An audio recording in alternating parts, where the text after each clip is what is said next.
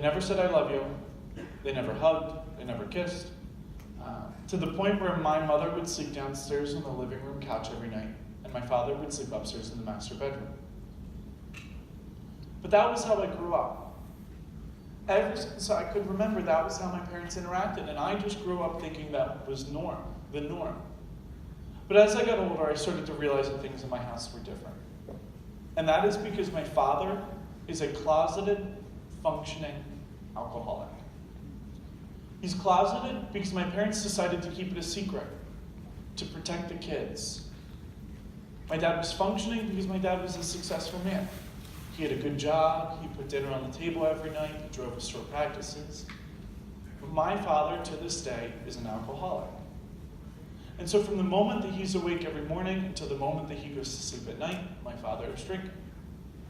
Whether that meant he was getting ready for work, whether that meant he was driving to work, driving his kids, my dad's addiction dictates his life. And he hid that from us for about 12 years, until there was a day in the 7th grade that my father almost got into a drunk driving accident with my sister in the car. And that became a very crucial day in my life, because my mom finally decided that she wasn't willing to stay in this marriage, but that meant putting her kid's life at risk.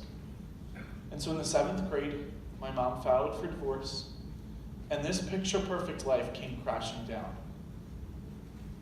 And this is when my entire family began to deal with their own mental health issues for the first time.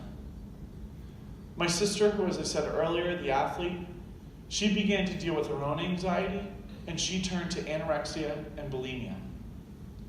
And over the years, her eating disorder got so severe that she had to drop out of college to go to rehab. And my brother, he turned to drugs and alcohol as a way of coping with his depression. And for the first time, I began to exhibit some symptoms of depression. Some of the textbook things that we may read about. A loss of motivation in the things that we love. As I said, growing up, I was a really competitive soccer player. I traveled all around the country for soccer. But there came this point where I just didn't enjoy it anymore. It felt more like a job, and so I quit. The thing that I loved the most in life, I didn't want to play. In school, my grades were dropping. I was acting out in class. Outside of school, isolating from friends and from family. And I began to turn to what are called negative coping mechanisms. Now, the important thing to remember is they're not just considered negative because they're bad for you. They're considered negative because they have negative consequences that follow from them. So like for drugs and alcohol, it's what we may know of as the hangover effect, right? Where we're using that drug or alcohol as a way of coping with what we're feeling or what we're experiencing in that moment. And it does give us a short sense of relief. But the next day you feel a little bit worse. And the problems that you tried to avoid the night before are right there the next day. Or if you're skipping class or you're acting out in school, the consequence may be that your grades drop. But for me, the negative coping mechanism that I used was self-harm. And for me, self-harm was cutting. It's not the only form of self-harm. There's things like burning, scratching, fighting, punching holes in walls. But I use cutting. And I was a young person. I know, like a lot of people would say that people who cut are just looking for attention.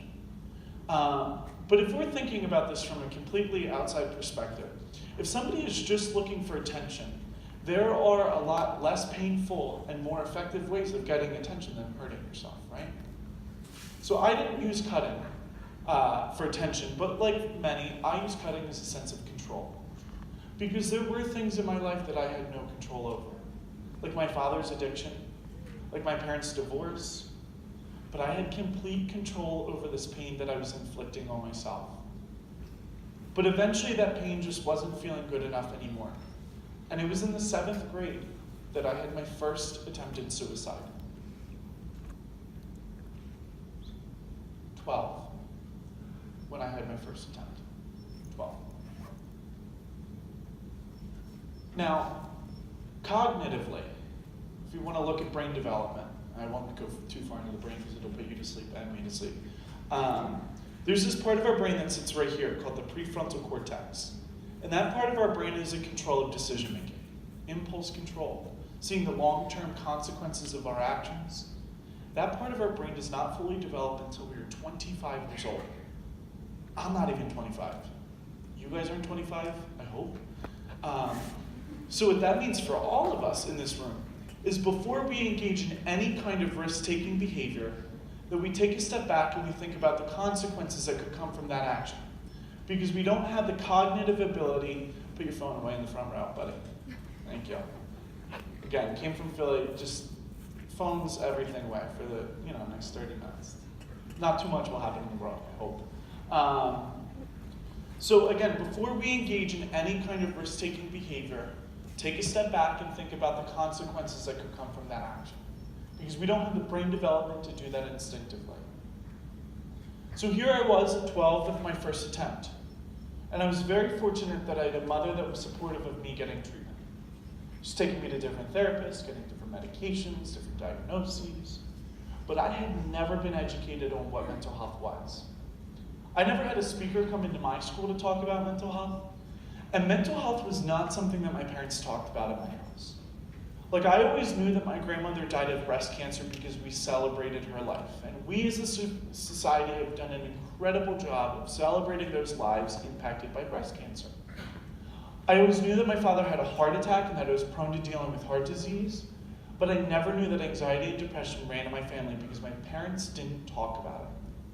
So by a show of hands, how many of you guys know if a heart disease, a diabetes, or a cancer runs in your family?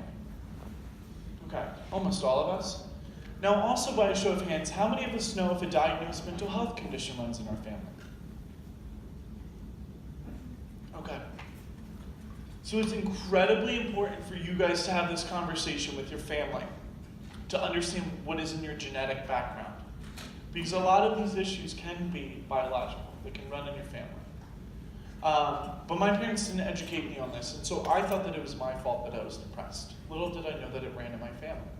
And so that prevented me from really getting the help that I needed. But I did make it through 7th and 8th grade, and I was then accepted into the high school of my dreams. This prestigious all-boys Jesuit school in Philadelphia called St. Joe's Prep. That was my freshman picture. I was a really ugly-looking kid, I know. And I remember starting high school thinking that a new school meant a new start. Are there any freshmen in here or any seniors in here? If you just want to raise your hand. Seniors? Yeah? You guys look like seniors, I thought. So maybe as a senior, you may think that going away to college means a new start. Or coming into high school means a new start. But that's not quite how things work. If we don't address what has happened in our past, what has happened in our past will follow us wherever we go. And I was in this school where there was this immense amount of pressure to succeed, to get good grades, to do well in our SATs, to go to a good college. And that pressure came both internally from ourselves, but also externally from our peers, from our parents. I'm sure in a pretty high-achieving area, you guys can relate to the idea of driving into the school parking lot, and on the back of people's cars is the list of colleges all the kids go to. And in the back of your head, you're like, man, one day, I'm gonna be up there. And that is a certain standard that I have to uphold. And that is a ton of added stress for a high school kid that's just trying to figure out who and where they belong in this world.